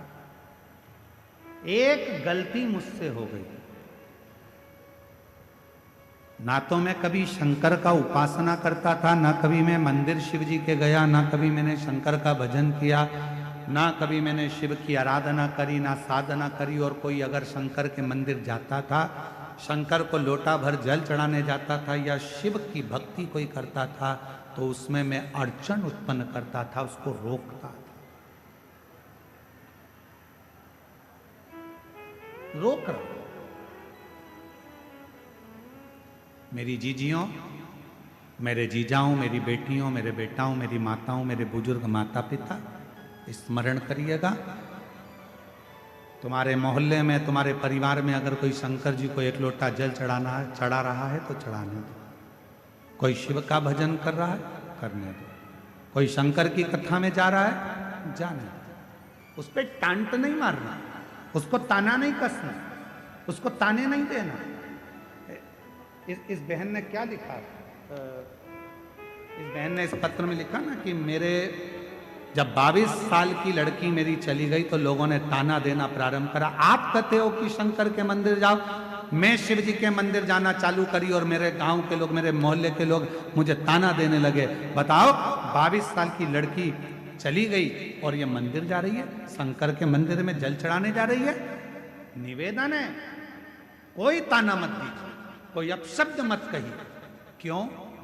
तुम तो ताना दोगे, पर उस ताने का जवाब जो दुखी है वो कभी नहीं देता। उस ताने का जवाब तो जिसका वो भजन करती है वो देता। गांव के लोग कहते थे 50 वर्ष की अवस्था होने वाली है, क्या औलाद होगी? क्या वो 22 साल की लड़की वापिस आएगी? पर उसके यहां देर है, अंधेर नहीं। और वो जब कृपा करता है तो छप्पर फाड़ कर दे देता है। जब क्या हो सकता है, क्या दे सकता है? मेरा नाम दुर्जय था, ब्रह्म राक्षस कह रहा है मेरा नाम दुर्जय था। कोई मंदिर जाता था तो ताने देता था, कोई भगवान के भजन में जाता था तो उसको ताने देता था। मंदिर जाने के लिए मैं उनको रोक लेता था, कह देता था क्या करोगे मंदिर जाकर, क्या रखा है शिव पुराण में, क्या करोगे शंकर की कथा सुनकर। ऐसे तो बहुत आते बहुत जाते, दिन रात मैं शंकर की निंदा, मंदिर की निंदा, शिव पुराण की निंदा, शंकर के भक्त की निंदा दिन भर करता था। आखिरी में मेरे शरीर में एक रोग लग गया और वो रोग इतना बढ़ता चले गया, एक रोग के साथ दूसरा रोग लग गया, दूसरे रोग के साथ तीसरा रोग लग गया। जो शिव की निंदा करता है, भगवान शंकर या भगवान शंकर के भक्त की अगर कोई निंदा करता है, शिव महापुराण की कोई निंदा करता है, आखिरी का उसका शरीर बहुत बेकार हो जाता है। शरीर इतना बुरा हो जाता है कि घर के लोग भगवान से प्रार्थना करते हैं कि इसको उठा लो, भुगत रहा है, अब उठा लीजिए, अब मत रखो इसको संसार। शिव निंदा, देव ऋषि नारद ने शंकर भगवान की निंदा करी, बंदर का मुख लगा। भगवान विष्णु ने शंकर जी की निंदा श्रवण करी, घोड़े का मुंह लगा, हयग्रीव अवतार हुआ। शिव की निंदा जो करता है आखिरी में उसको भोगना पड़ता ही है, भोगना ही पड़ता है। आप कथा में नहीं जा सकते, मत जाओ, पर किसी को ये मत कहो कि शिव पुराण सुनकर क्या करोगे, क्यों इनके चक्कर में पड़े हो, क्यों क्या करना, शंकर जी की कथा से क्या मतलब है, काय को जा रहे हो, क्या मतलब है, क्या रखा है शिव पुराण में, क्यों शंकर जी के मंदिर में एक लोटा जल चढ़ाना। शिव की निंदा करने वाले की गति आखिरी में ऐसी हो जाती है, ये हम नहीं कह रहे, ये दुर्जय की कथा, वामदेव मुनि की कथा कह रही है। दुर्जय कह रहा है कि मैंने केवल एक काम करा, जो शिवालय जाता था उसको ताने देता था, जो कथा सुनता था उसको अपशब्द कहता था, लोगों को मंदिर देवालय शिवालय से दूर करता था, लोगों के हृदय में भगवान के प्रति बैर उत्पन्न करता था। मेरे शरीर में एक रोग हो गया, वो रोग ने मुझे घेर लिया, आखिरी में वो रोग बढ़ता चले गया और मेरे प्राण छूट गए, मर गए। सारे भोग भोगे मैंने, जितने नरक के सब भोगे मैंने, आखिरी में भी नरक कम पड़ गए मेरे भोग भुगताने में, तो मुझे राक्षस बनाकर जन्म दे दिया और राक्षस बनकर मैं फिरता रहा। जब मैं राक्षस बनकर नीचे आ रहा था, उसी समय पर मुझे शंकर का गण नंदी मिला और नंदी से मैंने पूछा कि मुझसे बहुत बड़ी गलती हो गई, मेरा प्रायश्चित क्या होगा, मेरा शरीर कैसे छूटेगा, मैं इस राक्षस की योनि से कैसे छूटूंगा। तो नंदी ने कहा था, यदि कोई शंकर का भक्त तन पर भस्म धारण कर कर जा रहा होगा, उसकी भस्म तेरे शरीर से लगेगी और उसी पल तुम मुक्त हो जाएगा, उसी पल मुक्त। हमसे लोग कहते हैं गुरुजी, शिव महापुराण की कथा के पंडाल में जो लोग आते हैं वहां की मिट्टी को सिर से लगाते हैं, किसी को बीमारी होती है तो वहां लगा लेते हैं, आखिर इस मिट्टी में ऐसा है क्या। हम निवेदन करते हैं इस मिट्टी में कुछ नहीं है, पर इस मिट्टी में इतना जरूर है। इतने शिव भक्त एक साथ बैठकर जब अखंड जाप श्री शिवाय नमस्तुभ्यं बोलते हैं और भगवान की कथा का रसतत्व ग्रहण करते हैं, तो वो मिट्टी भी चंदन बन जाती है, भस्म बन जाती है, वो जीव का कल्याण कर जाती है। उस मिट्टी में इतना बल हो जाता है, उस मिट्टी में।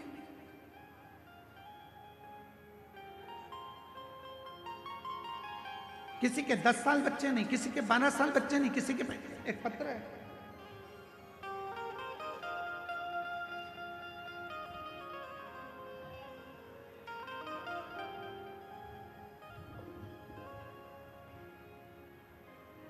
पाकुड़ झारखंड से निशा देवी, मेरा मोबाइल नंबर ये है, कहीं बैठी हो तो हाथ हिला सकती हैं। निशा देवी पाकुड़ झारखंड से 14 फरवरी 2025 को मेरे पति को अचानक शाम में चक्कर आया, वह गिर गए, उनको हम हॉस्पिटल लेकर गए तो वहाँ डॉक्टर ने हमको धुलिया के रेफर कर दिया, आईसीयू में हम लोग उनको रखे। डॉक्टर ने पूरा शरीर पैरालिसिस मार गया, पूरे शरीर में लकवा था, बोल नहीं सकते, ब्रेन के अंदर ब्लड के थप्पे जम चुके थे, ना वो हिलते थे, ना डोलते थे, ना बोलते थे, पड़े रहते। तब डॉक्टर ने कहा कोई गारंटी नहीं, पता नहीं ये कब उठे, शरीर तो पूरा बेकार हो चुका है। तब कैसे हो साहब, शिव जी के मंदिर भगवान शंकर को एक लोटा जल चढ़ाकर उसका जल लगाना प्रारंभ करा, बेलपत्र देना प्रारंभ करा, समझ नहीं आया कि करें तो करें क्या। तब मेरी माँ ने कहा कि हमारे नज़दीक में एक माता जी रहती हैं, वो एक शिव पुराण की कथा में गई थी, उसकी मिट्टी लेकर आए, उसकी मिट्टी लेकर आई हैं।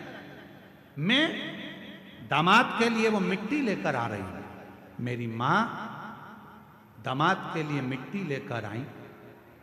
शरीर पर हमने उसी मिट्टी को ले जाकर लगाना चाहा, पर डॉक्टरों ने मना कर दिया।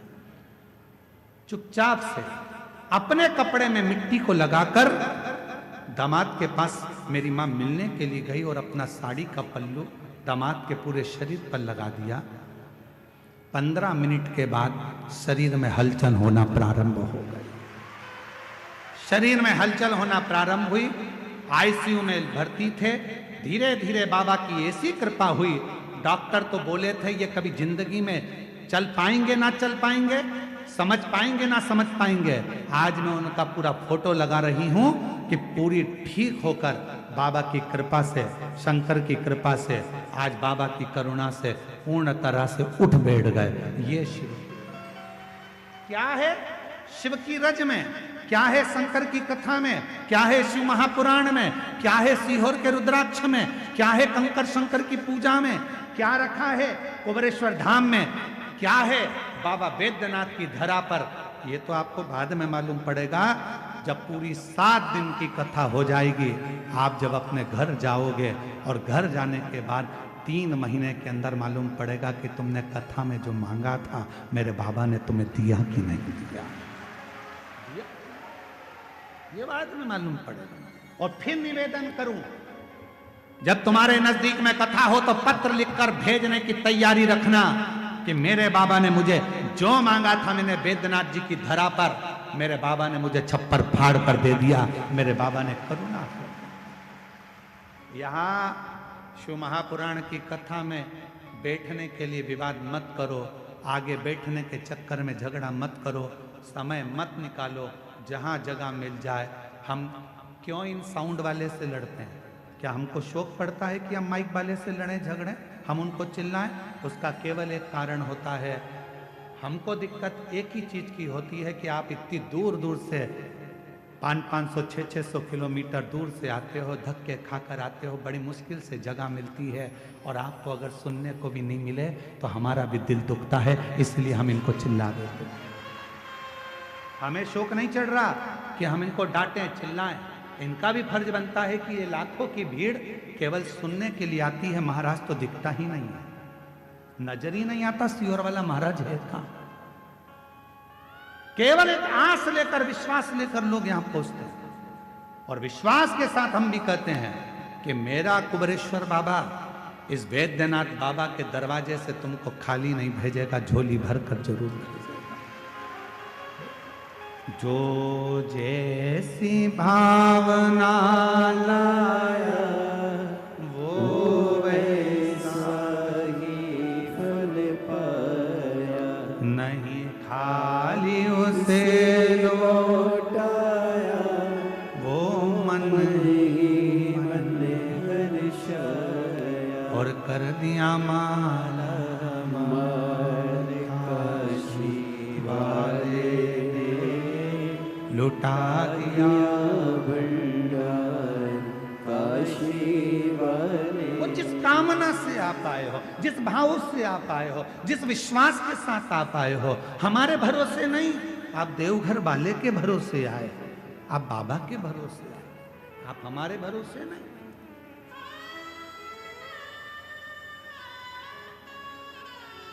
हमारी सामर्थ्यता नहीं कि हम आपको कुछ दे सके, कुछ प्रदान कर सके। यहाँ कथा में उत्तर प्रदेश के कानपुर से लालू सोनी जी आए, ये बैठे हैं।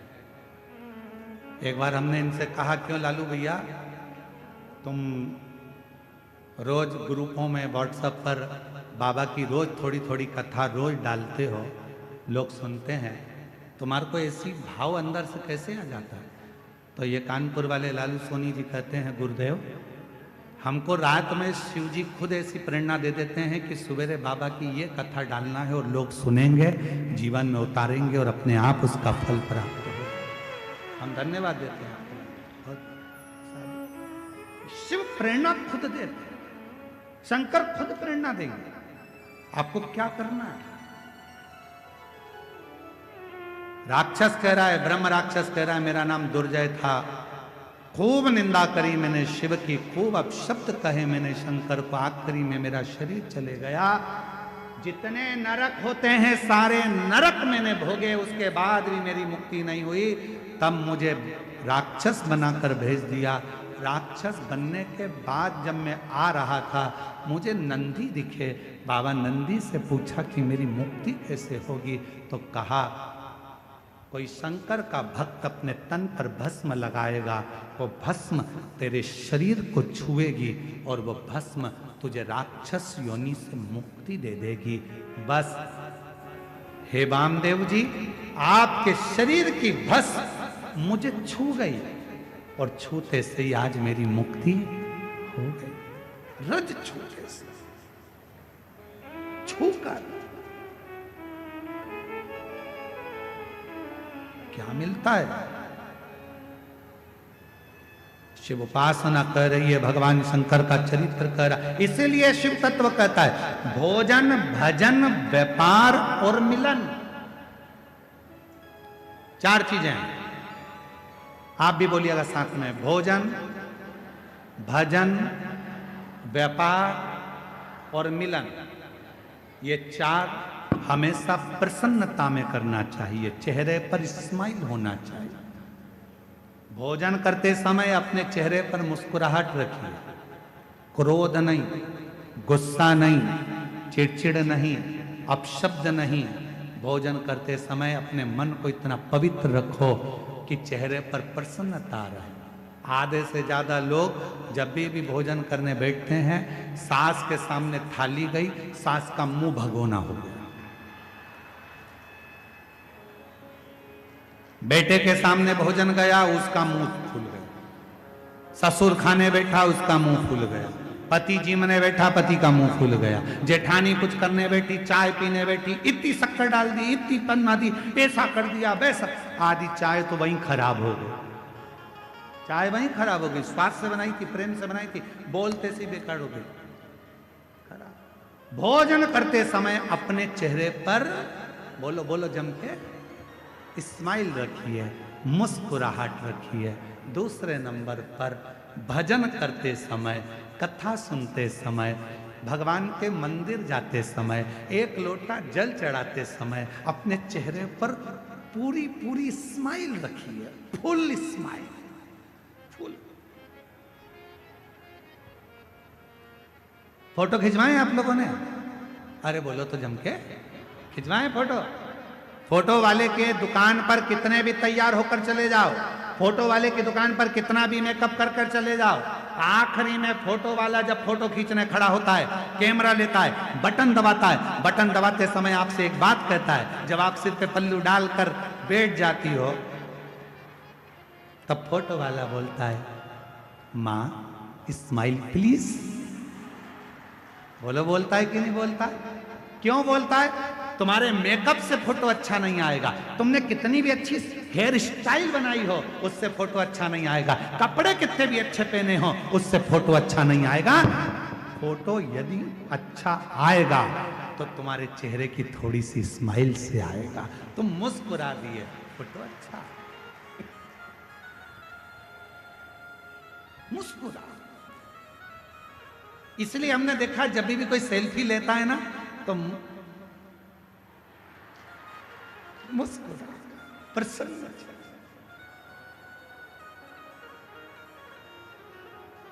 एक बार कानपुर में कथा करने गए थे तो वहाँ एक बूढ़ी माता जी डंडा टेक कर, उनका फोटो वीडियो भी बहुत चला है, और अगर नहीं भी चला होगा तो हम आपको कभी भेज देंगे वो बूढ़ी माता जी का।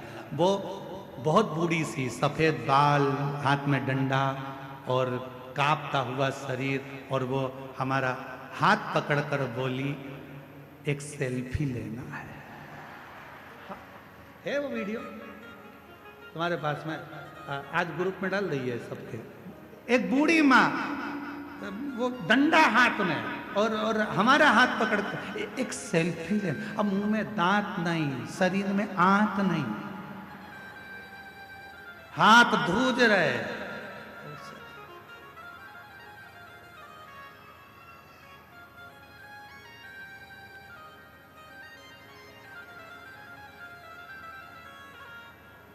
लेते समय स्माइल दे। तो शिव कथा कर रही है, भोजन करते समय प्रसन्न दिखो, भजन करते समय कथा में जितनी देर बैठो उतनी देर ऐसे मत बैठना किसी ने मार ठोक के बिठा दिया हो।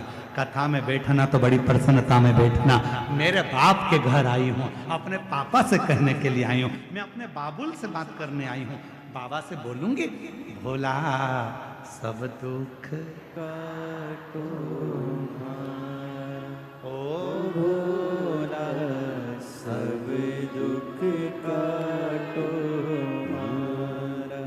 शिव शंकर जपू तेरी माला भोले बाबा जपू तेरी माला ओ भोला सब दुख काटो मारा। अपने पिता से कहने के लिए आए, बाबुल से कहने। तो शास्त्र कह रहा है भोजन करते समय चेहरे पर प्रसन्नता रखो, भजन करते समय चेहरे पर प्रसन्नता रखो।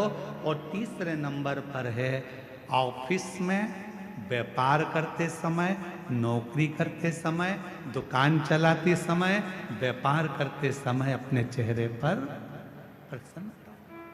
कई लोग दुकान पर ग्राहकों को निभाते निभाते चिड़चिड़े हो जाते, चिड़चिड़।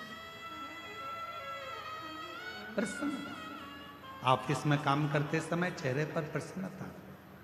और चौथे नंबर पर है मिलन, भोजन भजन व्यापार और मिलन। मिलन मतलब किसी से भी मिलो, आप यहां पर भी किसी से मिलो, आप कहीं पर भी जाओ, कोई से भी मिल रहे हो, उस समय पर तुम कुछ मत दे सको, कोई गुलदस्ता नहीं है, कोई माला नहीं है, कोई फूल नहीं है, मिठाई का डब्बा नहीं है, देने के लिए फल की टोकनी नहीं है, तो निवेदन है अपने चेहरे की प्रसन्नता दे दीजिए, उसको स्माइल दे दीजिए, वो भी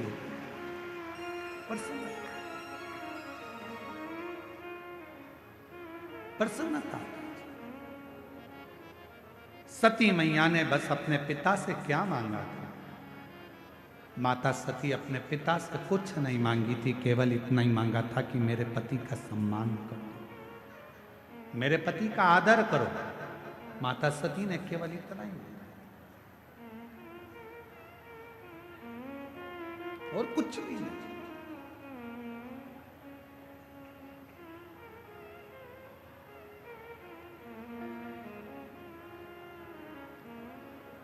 तेरे दरबार की बाबा निराली शान देखी है, तेरे दरबार की बाबा निराली शान देखी है।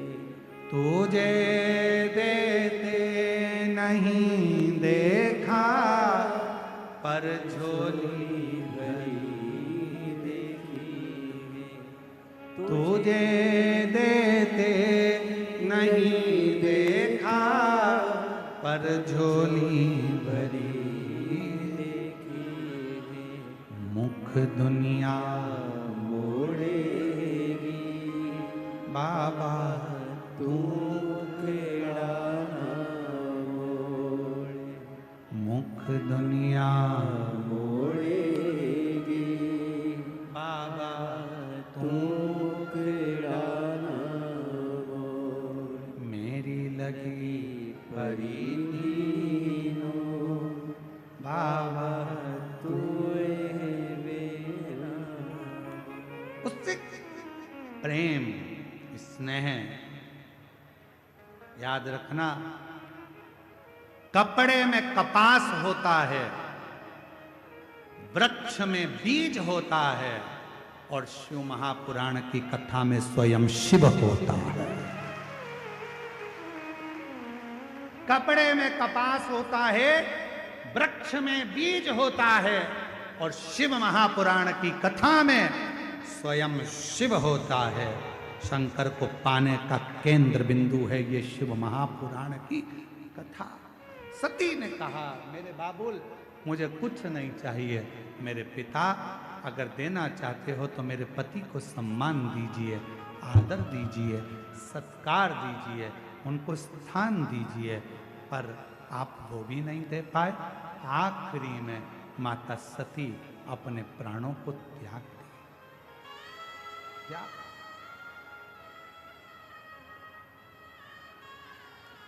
तन पर भगवान शंकर ने अपने कंधे पर माता सती के शव को रख लिया।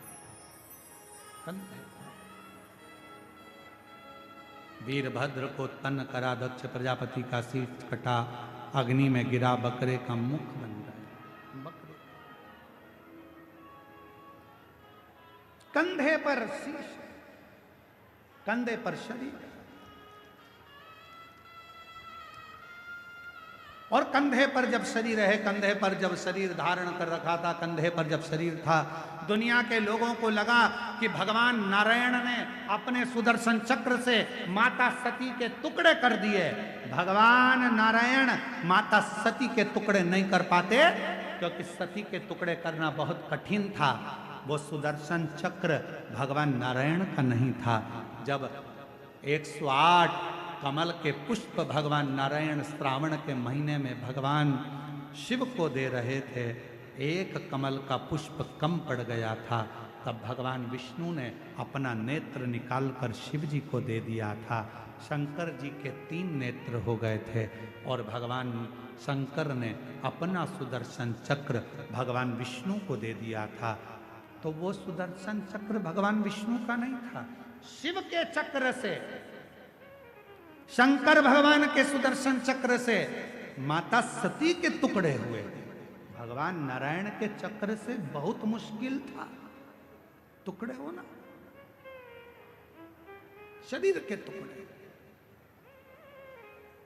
जगत कल्याण के लिए वो टुकड़े करे गए कि ये माता सती के शरीर के टुकड़े जब भूमि पर गिरेंगे, ये रज भूमि पर जब गिरेगी, माता का जब शरीर का जो भस्म भूमि पर गिरेगी, संपूर्ण जगत का उद्धार होगा। लोग जब ये शक्तिपीठ पर जाएंगे, शक्तिपीठ की भूमि पर जाएंगे, उस भूमि पर चरण रखेंगे, इनका कल्याण हो जाएगा। माता सती के तन की भस्म इनके शरीर पर लगेगी, इनका उद्धार हो जाएगा। और आप और हम तो कितने किस्मत वाले हैं कि उस भूमि पर कथा सुन रहे हैं जिस भूमि पर स्वयं शक्ति भी है और स्वयं शिव भी है। उस भूमि पर कथा श्रवण कर, ये प्रभु की कृपा से प्राप्त होता है, ये भगवान की करुणा से प्राप्त होता है, ये शिव की कृपा के बिना मिल नहीं सकता। एक हमारे एक सूरत के श्री आशुतोष मिश्रा जी हैं, और एक लालजी भाई सेंगर जी हैं, और चेतु भाई पाटिल जी हैं। ये जब एक बार कथा लेने के लिए सीहोर आए सूरत से, तो ये कथा लेने के लिए जब सीहोर आए तो हमने इनसे पूछा कि कथा क्यों लेना। मिश्रा जी बहुत बहुत साधुवाद है। तो इनसे हमने पूछा कि कथा क्यों लेना है, तो कहा गुरुजी बस बाबा की कृपा है, और कथा स्वयं देवाधिदेव महादेव ने ऐसी प्रेरणा दी है अंदर से कि मन के अंदर ऐसा भाव आया है कि बाबा इस कथा को करवाए और बाबा ही इस कथा को सुने। और गुजरात सूरत की बरडोली में ये कथा हो और बाबा इसको धारण करें। आज मैं इस व्यासपीठ से आशुतोष मिश्रा जी को, लालजी भाई सिंगर जी को, चेतु भाई पाटिल जी को बहुत बहुत साधुवाद देता हूँ, जिनके यहाँ 4 जनवरी से 10 जनवरी 2026 में शिव महापुराण की कथा नए वर्ष के अंतर्गत होने जा रही है सूरत अंतर्गत। मैं उनको साधुवाद देता हूँ उसके लिए बहुत। आपको बहुत बहुत साधुवाद। ये शिव की उदारता, ये शंकर की उदारता। महाराज शिव की उदारता के बिना कुछ संभव नहीं है। सती मैया के शरीर के टुकड़े हो गए। जो माता सती जलकर भस्म हुई थी वो हिमालय राज के घर में पार्वती जी के नाम से विख्यात हो गई, और माता पार्वती जी का हिमालय राज के घर में जन्म हुआ। शिव को पति मानकर पूजन आराधना करना, साधना करना, सती माता का वो स्वरूप, माता पार्वती जी का एक आनंदमय भाव, और माँ जगत जननी पार्वती जी का शुभ मंगल विवाह भगवान देवाधिदेव महादेव के साथ हो रहा है। एक बार जोरदार ताली बजाएं शिव और पार्वती जी के लिए। भगवान शंकर पार्वती जी पधार रहे हैं। जोरदार ताली बजाकर स्वागत करिएगा शंकर पार्वती जी।